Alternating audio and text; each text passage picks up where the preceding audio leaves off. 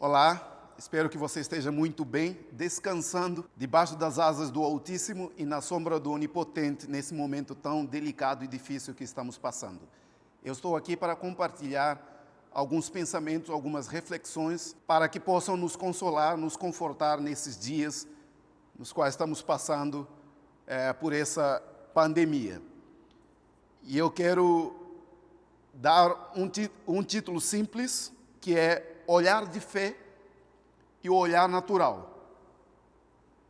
Existem vários olhares quando passamos por um momento adverso, um momento de dificuldade. E eu quero trazer aqui duas visões, dois olhares que podem ser produzidos durante esse momento. E qual é o olhar que Deus quer que nós tenhamos nesses momentos? O olhar de fé é aquele olhar cercado pela palavra, enquanto que o olhar natural é aquele olhar que é cercado ou dominado por circunstâncias, pelas situações que estão acontecendo. E eu vou me basear aqui na passagem de Números, capítulo 13, a partir do versículo 26, que diz assim, gostaria que você acompanhasse a minha leitura com a sua Bíblia, se você tem aí, ou depois você pode ler em casa, ou onde você tiver mais liberdade.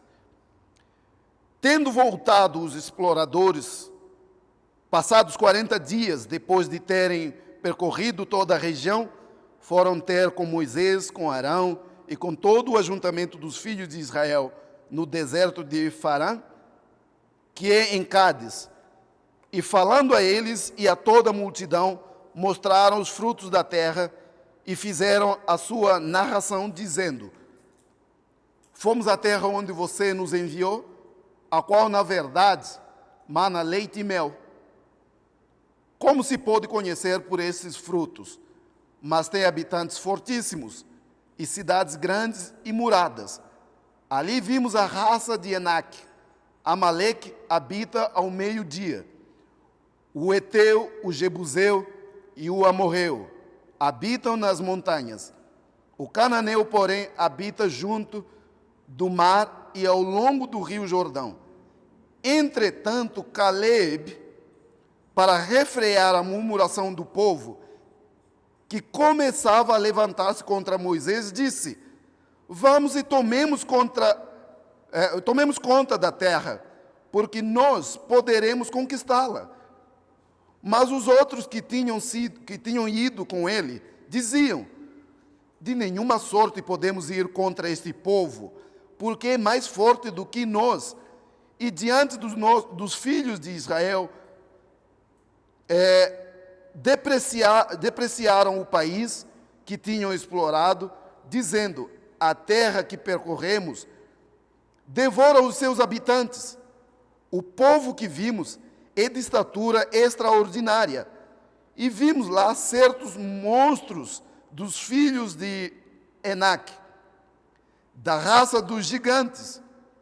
Comparados com o que nós vimos, a nós parecíamos gafanhotos. Olha só, temos aqui dois grupos de pessoas com duas posições, e duas posições que geraram dois tipos de visão, dois tipos de olhares, mas a situação era a mesma. Uns chegaram para Moisés, Arão e o povo e disseram: não dá. O povo é extraordinário, eles são gigantes. Deus falou, sim, nós fomos lá, vimos, realmente a terra produz os frutos que nós ouvimos, do bom e do melhor, mas não dá para a gente ir lá. E esse tipo de olhar produziu palavras fracassadas, palavras negativas, produziu murmuração no meio do povo. E outro grupo que, incrivelmente, só tinha duas pessoas, Caleb e também Josué. Aí Caleb se levantou e disse: gente, não podemos nos apavorar, vamos nos levantar, vamos tomar posse dessa terra. Deus prometeu para nós. Agora, meu irmão, você que está aí do outro lado, pensa comigo. O que um comentário negativo cria no meio do povo? A primeira coisa, cria o quê? Uma guerra psicológica. O povo entrou em pânico, começou a murmurar, quase já estava querendo pegar Moisés, sei lá, acabar com Moisés. Se a gente lesse um pouco depois, iríamos ver que o povo já estava pedindo um outro líder para voltar ao Egito. Então, meu irmão, nesse momento que estamos passando por pandemia, crise, evita estar ouvindo, evita entregar seus ouvidos, evita entregar sua mente a comentários negativos. Evita entregar seus ouvidos a escarnecedores, a gente que não vê coisas positivas em nada, a gente que não se lembra do que Deus tem falado, o que Deus vem falando para nossas vidas, para a nossa carreira de fé. Isso cria o quê? Uma guerra psicológica. E a guerra psicológica acaba criando também uma guerra interna, uma guerra na alma. Mas eu desafio você, assim como eu tenho me desafiado nesses dias, a nos lembrarmos das palavras que o Senhor tem trazido para o seu povo, das palavras que o Senhor já tem falado já há bastante tempo, desde que Ele te alcançou, desde que Ele me alcançou. Seja forte, seja corajoso, vá, eu estou contigo, eu estou com você em todos os momentos. Não entre em pânico, sejamos como Caleb, no momento mais difícil ele disse, Deus é conosco. Deus está conosco. Levantemos, tomemos posse da terra. Aqui não se trata de tomar posse da terra, mas trata-se de uma crise. O olhar que você vai ter vai determinar em como você ficará de pé diante do Senhor, em como você permanecerá confiando no Senhor, buscando tua esperança no Senhor. E isso é determinado pelo quanto você olha nessa situação com os olhares do Senhor. E eu prefiro, e eu jogo esse mesmo desafio para você, prefira olhar com a cosmovisão bíblica a situação que estamos passando nesses dias. Prefira caminhar nessa situação, viver essa situação com a cosmovisão bíblica. Diga assim para você mesmo, o Espírito Santo está aqui. Eu vou buscá-lo e nele vou me mover.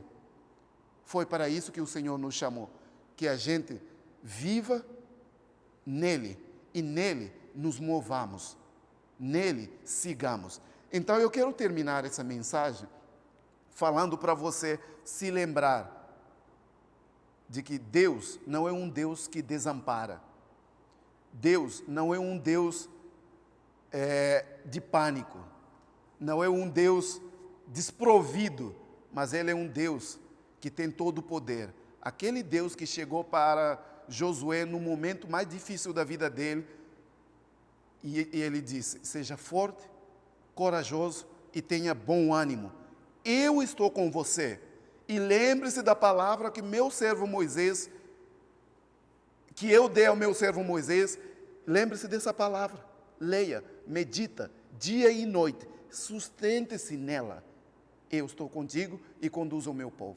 Que Deus te abençoe e eu quero orar com você nesse sentido.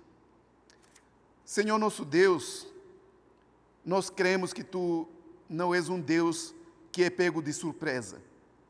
Tu não és um Deus que é pego em pânico. Tu não és um Deus que tem um olhar dominado por circunstâncias. E, consequentemente, aqueles que são teus não são aqueles que se deixam dominar pelas circunstâncias, mas são aqueles que se lembram do seu Redentor, como Jó se lembrou. Eu sei que o meu Redentor vive e, por fim, ele se levantará. Senhor, nos motive com essa palavra. Senhor, nos dê força nessa palavra. Senhor, nos dê ânimo nessa palavra, para que nos lembremos que Tu és um Deus presente, e não somente um Deus presente, mas um Deus que tem ouvido aberto para ouvir, um Deus que tem a mão não encolhida, mas mão aberta para abençoar, para resgatar aqueles que a Ele pertencem. Um Deus que faz tudo a favor daqueles que Te amam. Em nome do Senhor Jesus, Eu oro e agradeço. Amém.